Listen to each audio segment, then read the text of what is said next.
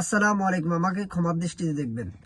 আমরা YouTube, Facebook ব্যবহারকারী, আরো অনেক মিডিয়াগুলো আছে, ব্যবহারকারীরা আছে, যে আমরা এমন ভাবে কন্টেন্ট বানাই, এমন ভাবে লাইভে আসি, কি বলি আমরা নিজেরাও বুঝি না।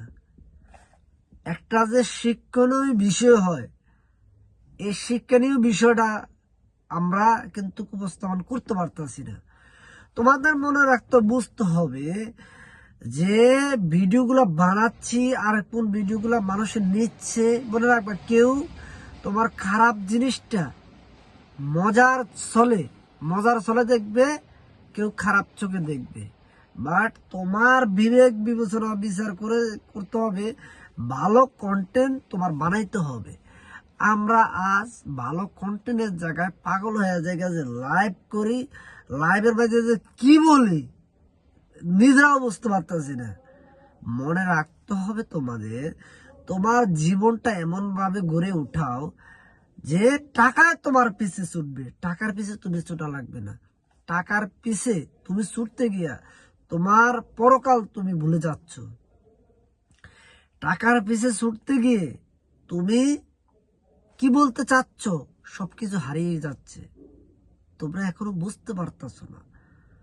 যদি নাকি বুঝতা তাহলে ভালোভাবে চলতা। ভালোভাবে চলার আগেই তোমরা ইন্সপায়ার।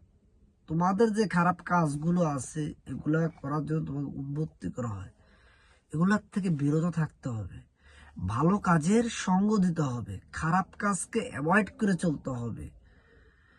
আমরা লাইভের মধ্যে এসে কি বলি না বলি এগুলো আমাদের বিবেচনা করতে হবে। যে পরকালে শোনো, ইহকাল নিয়ে পড়ে থাকলে হবে না, পরকাল নিয়ে তোমাদের পড়ে থাকতে হবে। মেন কথা হলো তুমি পরকালে কি নিয়ে যাবা সেই জিনিসটা ভাবতে হবে। তুমি একবার রাত্রেবেলা ঘুমানোর সময় বালিশের সাথে মাথাটা লাগা ভাববা ঘুমানোর আগে, বাট 5 মিনিট ভাববা যে আমি যে পরকালে যাব, সারা দিন কি কাজটা করলাম, এই জিনিসটা একটু ভেবে দেখো।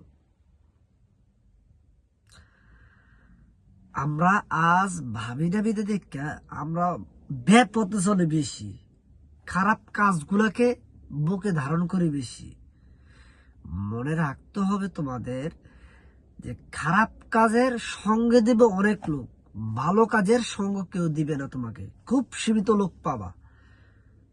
তোমরা আলো লাইটের আলো চিনো, অন্ধকারও চিনো, তাহলে কেন ভালোটা বুঝতে পারতাছো না? ভালোটা বুঝো, মানুষকে ভালো সারপ্রাইজ দাও, খারাপ জিনিস দিও না।